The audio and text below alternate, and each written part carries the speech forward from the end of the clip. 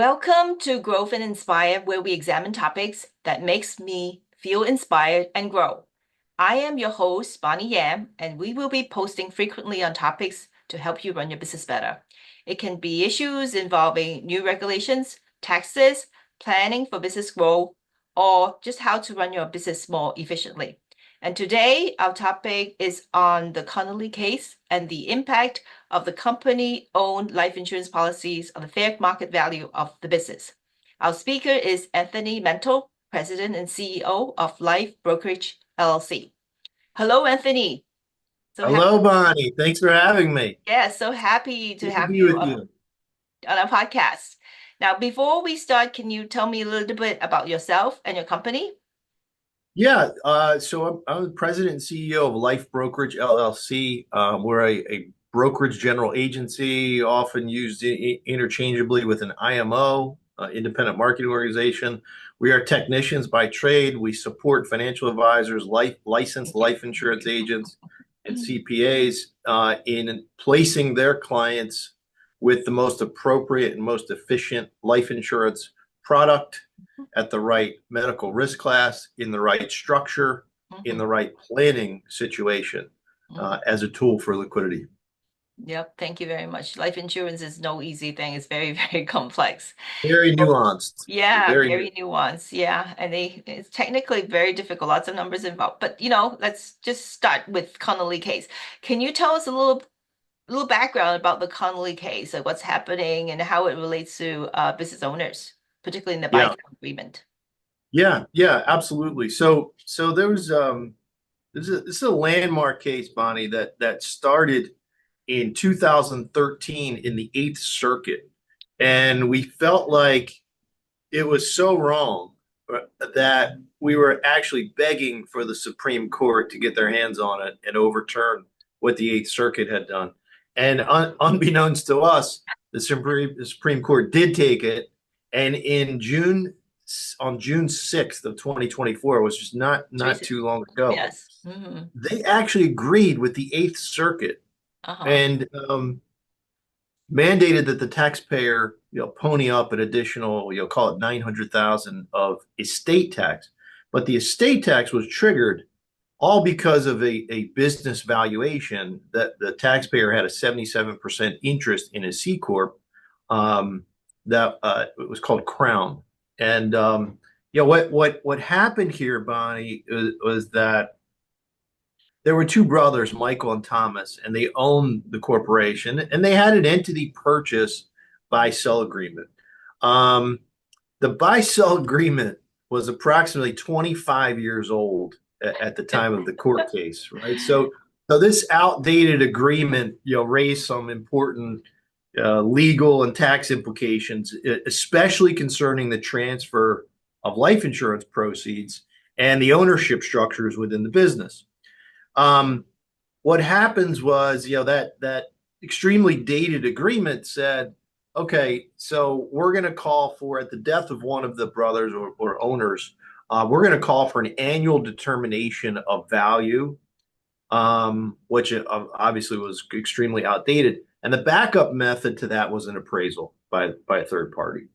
Um, the agreement was silent on whether life insurance was to be excluded from the business value, and really didn't speak to how the life insurance proceeds were going to be used. So at death of Michael, the corporation had $3.5 million of death benefit on Michael. And Michael dies, and the business arbitrarily, Bonnie, says, okay, we just collected 3.5 million. We're going to keep 500,000 for ourselves, and we're going to redeem Michael's shares for $3 million. Okay, completely arbitrary. So, Bonnie, that's step one, right? The party did not follow the buy-sell agreement. They did not look to an annual determination of value. They did not go get an They didn't. appraisal. They Yep. really just kind of made things Make simple things and said, simple. Yeah. 3.5 comes in. We're going to keep 500,000 for ourselves. We'll call Michael's valuation at 3 million. Oh my God.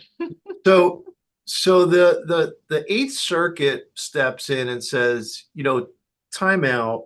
the agreement never really, locked in the estate tax value. You made the fair market value determination by deciding how much life insurance came into the business. Mhm. And if you're not going to speak to how to, address the life insurance from the business value and how the life insurance was to be used, then we don't feel you have any reduction in the entity purchase obligation by redeeming the shares. Therefore, if the business is now was supposed to be valued at 3.86 million, they added the $3 million of life insurance that came in to the valuation and created a valuation of 6.86 million. Mhm. So a couple things happen, right? Michael's 77% share of that company Mhm. was not 3 million anymore. It was 5.28 million, which triggered almost an additional $1 million of federal estate tax. Terrible. Terrible. But Yes. wild, Pretty wild. wild. Yeah. So, the Supreme Court held, for the IRS, and they agreed with the Eighth Circuit that the owners didn't follow the The procedures procedures. required by their buy-sell agreement, right? There was no annual And making it updating. up. Yes, not good. Yeah, so the Supreme Court then agreed that the IRS was free to determine the fair market value, Yeah. right? Which was inclusive of the life Because insurance the proceeds. company owned the life insurance, so it should go back to the company. Even if That's you right. were to buy the owner's shares, okay, it's still the company's money first. That's right. And the redemption requirement was not a true liability to the company, but simply they required the valuation to be cut in two parts. You have operating assets and non-operating assets, and obviously the cash value life insurance, the Uh, death proceeds were non-operating assets. mm. Very troublesome. That's a lot of money, I mean, it's bad enough that you have your brother being, passed away and then you deal with all these exit planning issues, and all of a sudden you get hit with a huge tax bill, unanticipated, and you just thought you're doing the right thing. Yeah. Yeah, so it's so important, Bonnie, to stay on top of these agreements. Review them every so often. I Uh, agree. Yeah. Create a valuation, typically tied to a formula, so you're not so subject to this annual restating of value, and just be on top of these things. Right, valuations are changing quickly, particularly over Yes. the last several years. Right, it's so important. So can you like take the value of the life insurance out? Like, right now they forced to include it because it's company owned, but if you write the buy-sell agreement to kind of exclude the payment payout from the life insurance, can you do that? Or like what are the strategies to get around this like $1 million tax bill? Yeah, Bonnie, you want the proceeds to arrive outside of the company, right? I Mhm. let me preface by saying I think this gets sorted out somewhere, somehow in the land of the courts. Although I don't see it happening anytime soon, right? The Supreme Court, you know, Mhm. You can kind take of left it. they kind of left the door open, Bonnie, and you know in oral arguments they said some things that were inconsistent, right? They didn't say never, right? Like never offsetting liability. They also continued to make statements like, you know, 32% of plans are entity wait and see, and that really isn't factual. So they left some room for interpretation. I think this will get sorted out, but the question is, do you want your client to have to endure, the 11 years that the Connolly family had to go through the courts? No, It's it's just, ridiculous. Too much money, too yeah, much time, frustration. Yes. too much money, too much time. So to your point, Yeah. Um, if you have a smaller business with fewer partners, two or three, um, you want the proceeds to arrive outside of the company, Makes sense. right? Yes. So in Mhm. a cross purchase agreement, Bonnie, if you and I are partners in our new podcasting business, right, and Okay. Yes, let's do it. valuation the valuation increases exponentially, right? You're going to own a policy on me. You're the owner beneficiary. I'm going to own a policy on you. I'm going to be the owner beneficiary. I pass away. My proceeds come to you, Bonnie, I personally. own it, right? And then and then you don't have this increased valuation issue, Exactly. right? Or the procedural issue of Yep. not following the buy sell properly. You then have the capital to make a contribution to the company, right? So therefore you get a step up in Mhm. base. And Mhm. then you buy the shares from my wife, Lachelle, You or my know, I understand that the insurance policy, the premium is non-deductible anyway, not for the company and not for on a personal basis. So it really doesn't make sense. I mean, it makes no difference. I can buy or the company can buy because you're not getting tax benefits from the premium deduction, right? Yeah, I would agree with you. And we see all too often CPAs taking deductions for life insurance premiums, which could create a taxable event on the back end. It's never advised. So you're right. So to me, the step up in basis is it far outweighs the risk of potentially looking to take a deduction that will probably not stick.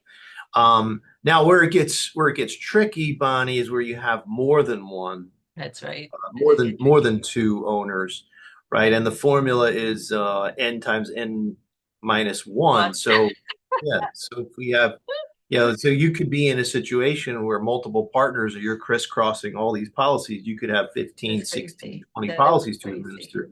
Yeah. So in those instances, Bonnie, we've gotten creative in choosing several other form of cross purchase design like a retirement buy sell where each individual owner owns the policy and rents the death benefit to their partners, for the economic benefit or the annual term cost. You could look at choosing a third party approach like an escrowed buy sell. You set up a trust, you use an Mm. escrow agent or trustee. You can set up an insurance LLC, taxed as a Yeah. partnership. Mm. Right. There are a lot of different things you can do, Bonnie, to make sure you don't get hung up in this administrative nightmare and trigger any excess estate tax or create any friction between surviving spouse and surviving partner, right? It could have been very conceivable that the surviving spouse comes back in this particular case and says, "Hey, you know that 3 million you gave me? Well, I kind of agree with the IRS. I I want I more. think Michael's shares were worth 5.28 million. I know. So get back more money from you, please. Yeah. And then all of a sudden, like, well, to be fair, there is extra money coming to the company from the death benefit. So it does increase. It did increase the company value, but the money is dedicated to buy off shares of the existing owner that just passed away. So I mean, all of a sudden the cash disappeared because you need to pay more to the deceased spouse. So Right. it's very tricky. I think it's probably better just to think of it like earlier on, plan it better so you don't have all this messiness later on. I couldn't agree more. Yeah, yeah. So I think it's probably a good time, if people haven't reviewed their buy-sell agreement for a long time and take a look, like what you said, what's the formula for evaluating the company's value and who's owning it, how you owning it, how you're going to pay it off, and how you're going to pay taxes and make everybody happy. Yeah. And of course, this is all very complicated. So we probably need like some help from established parties that know this very well. Yeah, it doesn't have to be Bonnie, and we partner with several life insurance companies who staff CPAs, valuation experts, attorneys, and they'll provide as a courtesy to you and your clients. They'll provide, and we will provide a complimentary review of the Yeah. existing buy-sell agreement and look to see if Connolly affects the buy-sell agreement. Look to see if the annual stated value has been Yeah. updated. Look to see if all parties have signed the agreements. Exactly. Make sure all the language addresses how to Makes sense. utilize the life insurance proceeds and create a Right. liability in the company. And Make do make just sure, do things the right way. yeah, and make sure maybe, life insurance, your company magnify grow so much, 10 times more. So whatever life insurance policy you bought 10 years ago might not be enough to cover. So you might need to increase your purchase. Yeah, and right, and the clients who are most affected, Bonnie, are the folks that are business owners that are also potentially exposed to federal state tax. They're the parties that want to be looking at these buy-sell agreements immediately, particularly with the estate tax exemption looking to sunset Ah, in the next several months from right. 13 plus million to call it 7. Mm, yep, yep. All makes sense. There's like a lot of, it's basically keeping track of your finances, making sure it's up to date. And when the law or regulation change, make sure that you also go back in and fix things up a little bit. Otherwise, you'd be in for a nice surprise. Correct. Yep, I think this is great learning for me. I know it's a little bit technical, but of course, like if people need some help with the evaluations, like we just reach out to us. We'll be very happy to help out. And like what Anthony says, like a lot of insurance company has like legal staff, CPAs that can help you. It's all for free. So I mean, take advantage of that. For sure. And Bonnie, I still stand by the mathematical concept that life insurance is still the best option to fund an exit, right? The use of Yep. cash or loans or savings or installment sales are still too expensive and too costly and too stressful in the company. Too stressful. I would just say, like even like personal life insurance or like long-term care, even if you have additional money to fund for it, just imagine like when you were really sick and you have 3 or 5 kids fighting over your money, and then where you going to get the cash? It's just not worth it at all. So yeah. So anyway, I'd like to thank you. I think this is great learning. And thank you for your sharing. And I want to wish everyone a wonderful rest of the day. And don't forget to follow us on social media and join us in our next podcast. It's going to be on tax saving and philanthropic donation. It would be do good and save money. This is something you want to consider. So let's keep learning. And thank you, everybody. Thanks, Bonnie. Thanks, everyone.